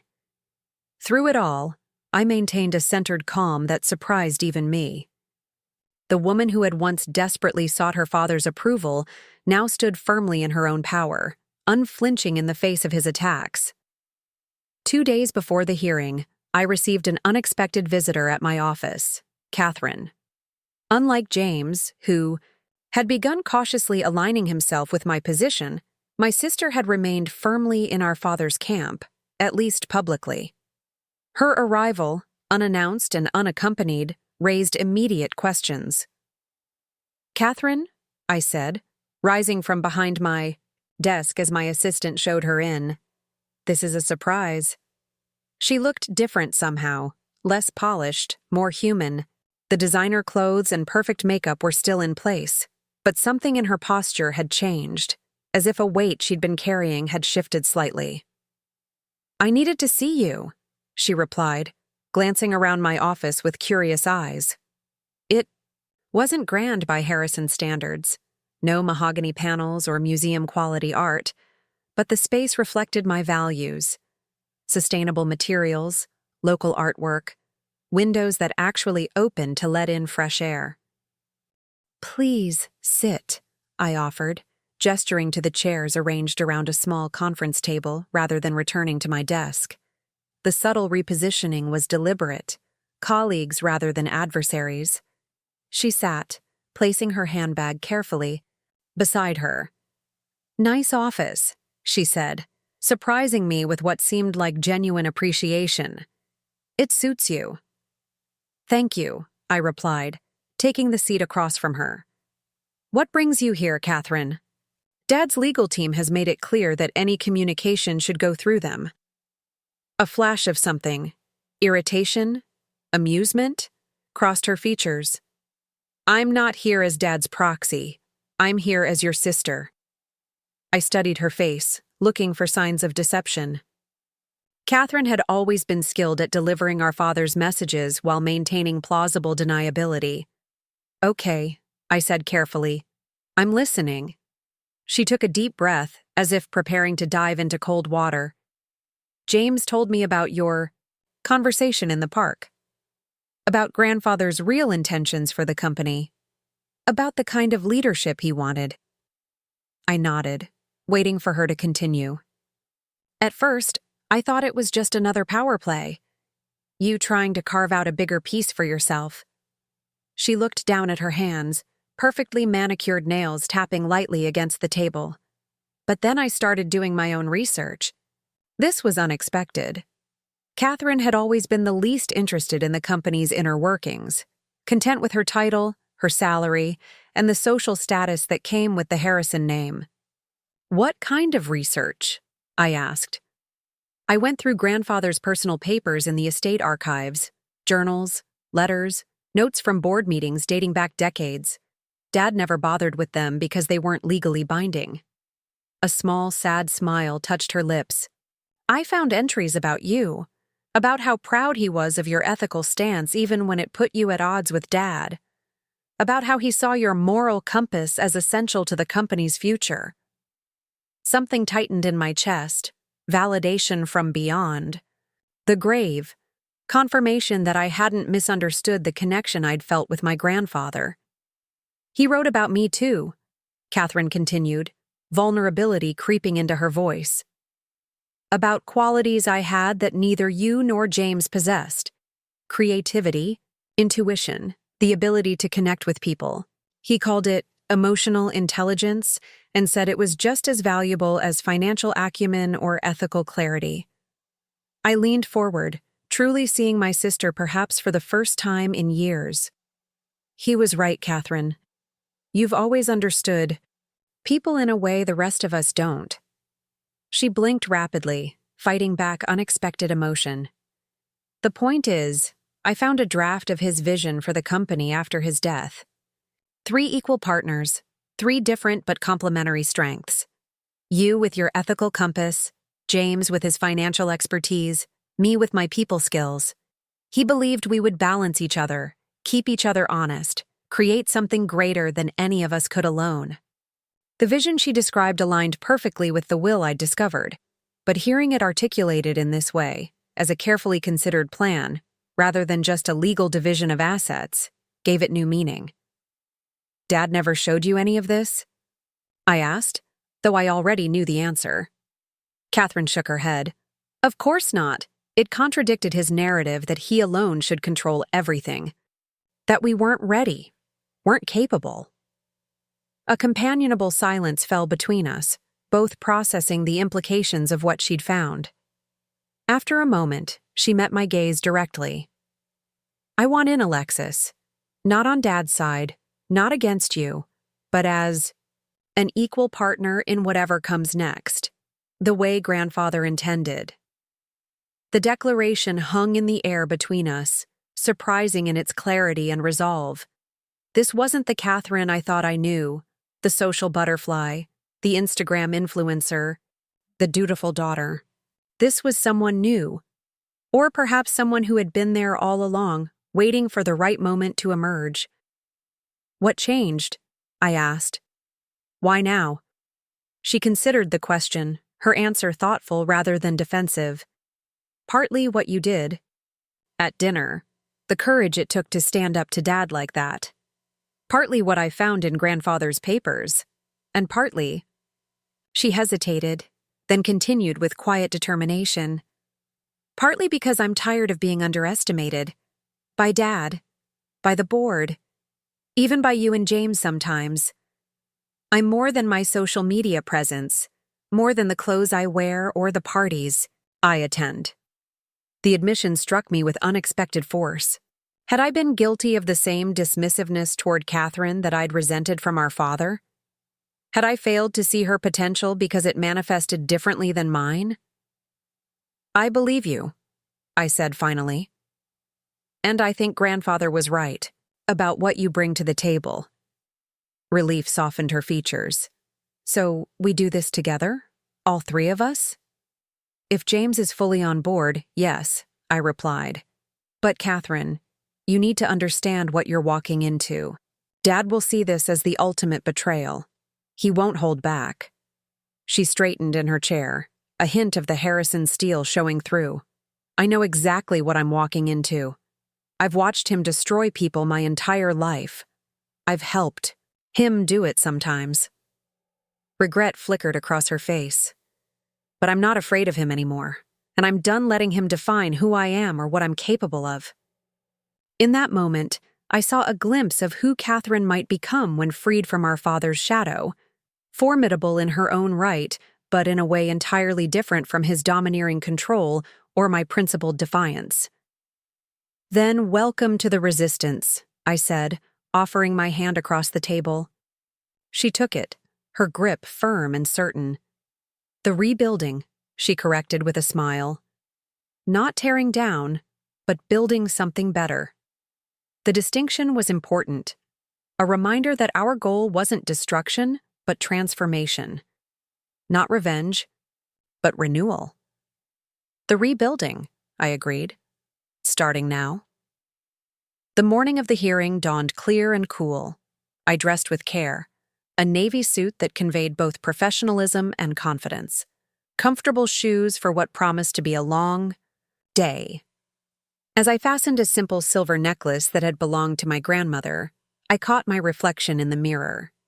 The woman looking back at me seemed both familiar and strange, the same features I'd always had, but arranged with a new certainty, a quiet authority that came from within rather than being granted by others.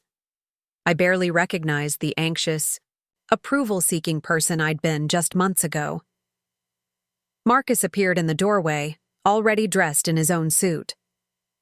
"Ready for this?" I nodded, taking a final assessment of my appearance. As ready as I'll ever be. He crossed the room, placing his hands gently on my shoulders. "Whatever happens today, remember that your worth isn't determined by a legal ruling. You've already won the most important battle." "Which is?" I asked, though I suspected I knew his answer. "Freedom," he said simply. "The freedom to be yourself, to stand for what you believe in, regardless of the consequences."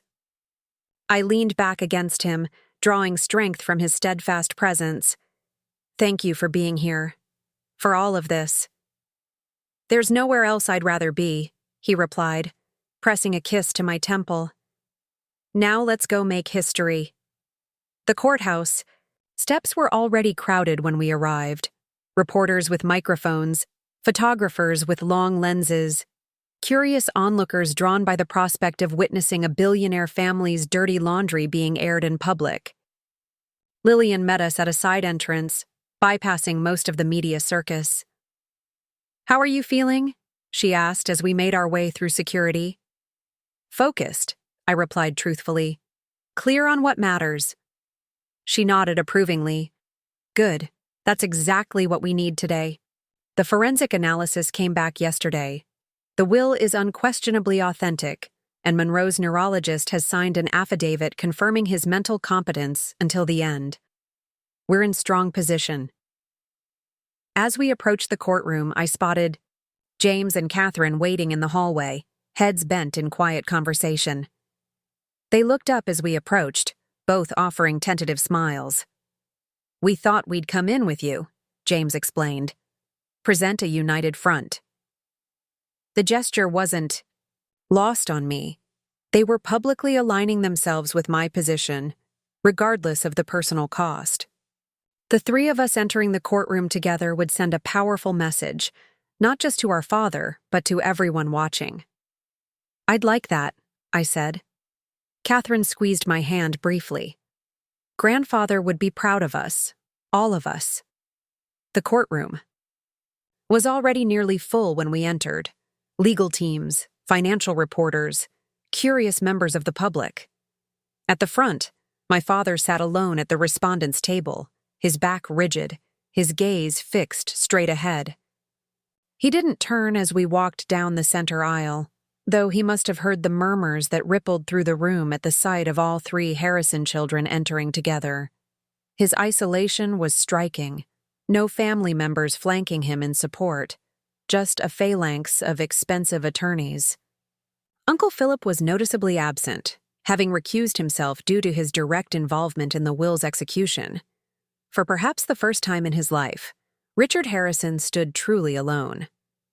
As we took our seats at the plaintiff's table, I felt a strange mixture of emotions, determination certainly, but also an unexpected pang of empathy.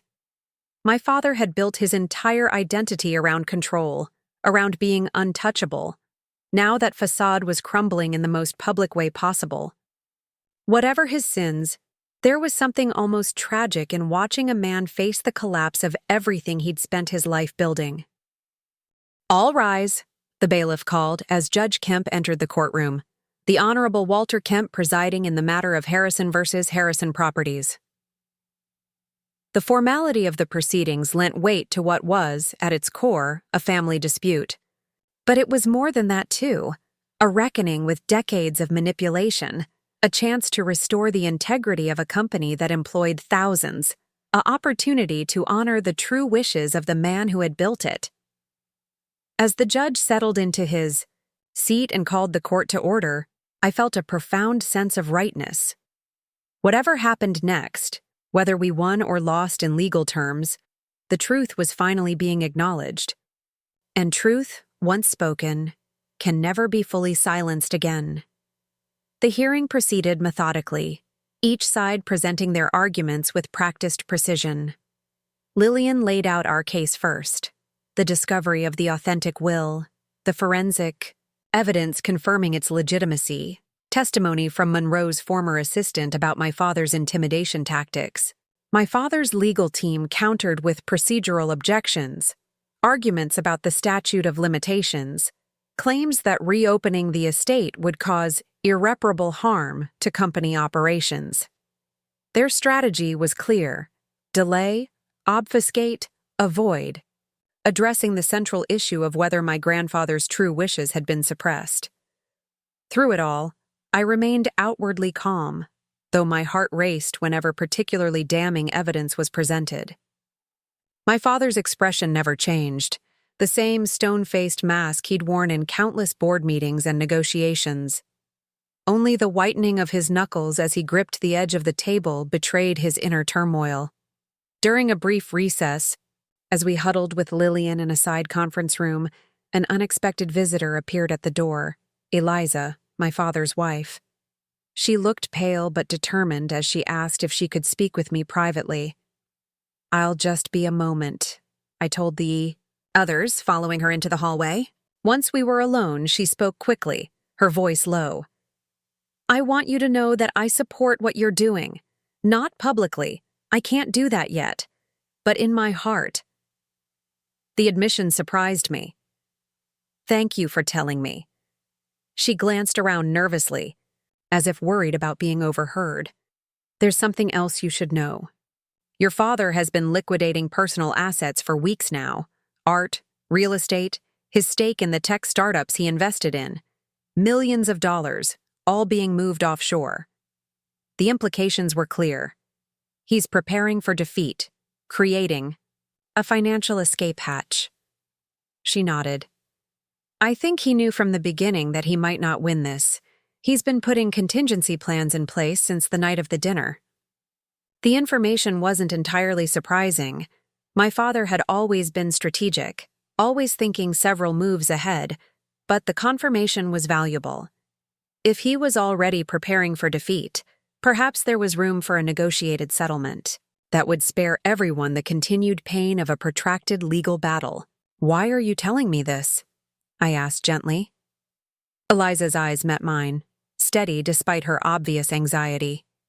"Because I believe in the vision you're fighting for, the ethical company your grandfather wanted to build, and because—" She hesitated, then continued with quiet dignity.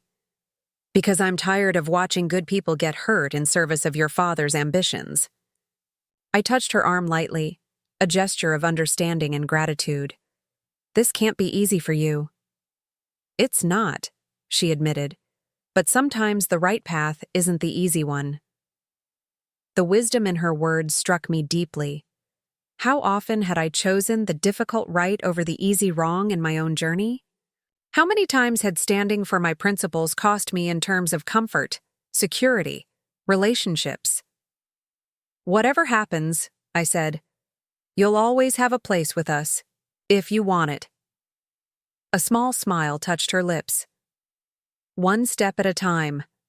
I should get back before he notices I'm gone."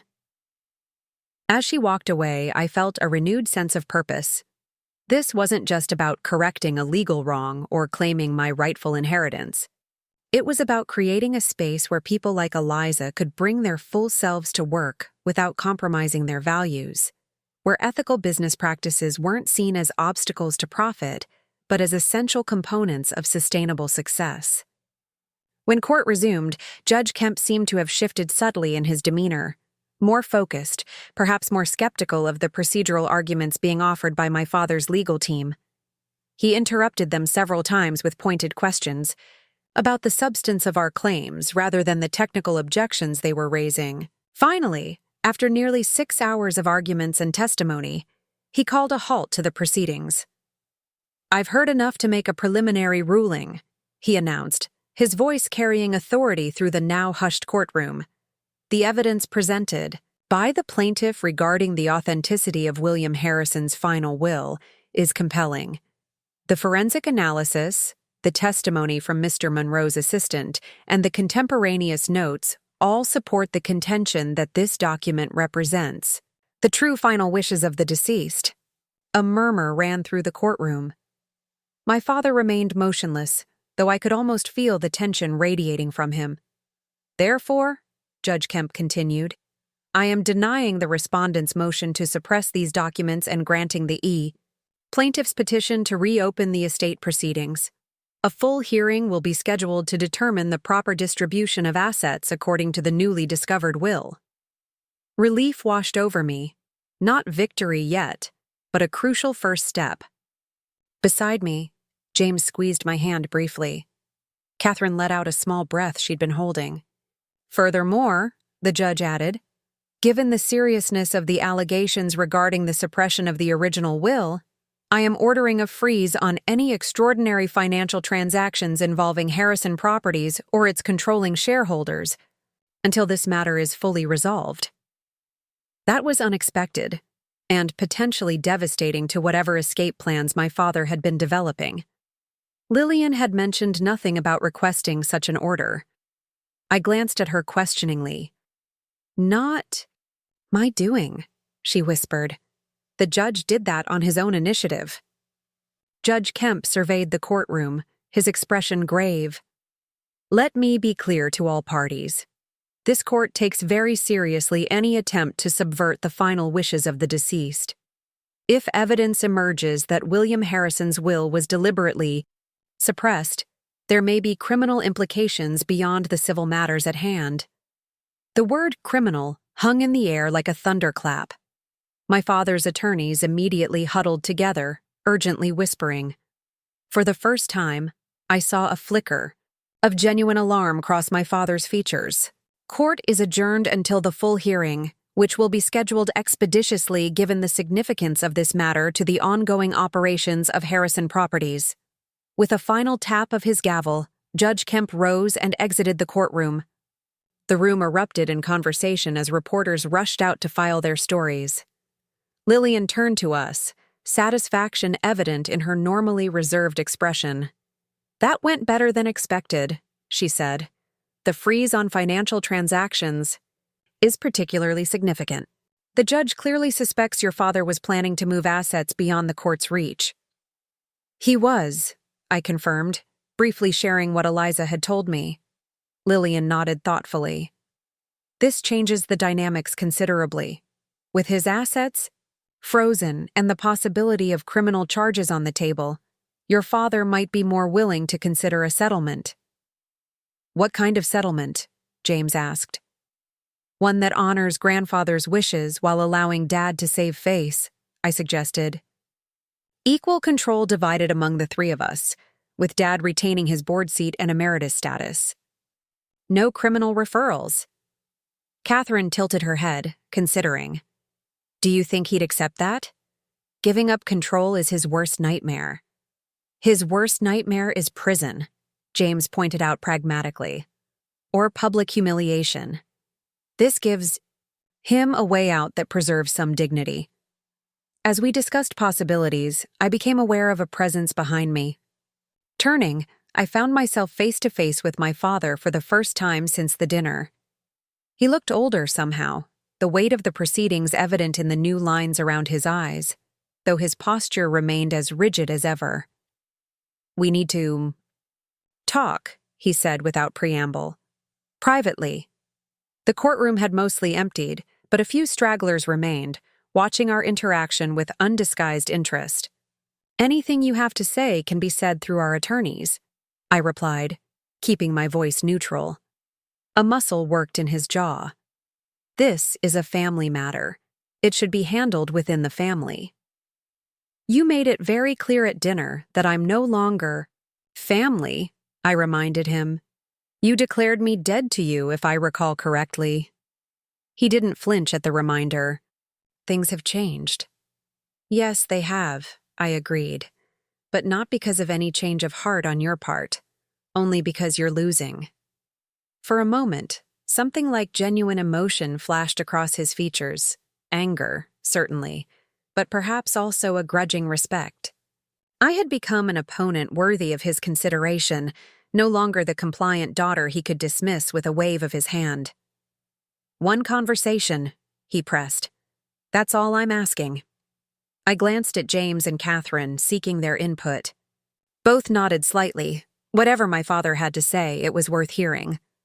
"Fine," I conceded. "But not alone. James and Catherine come too."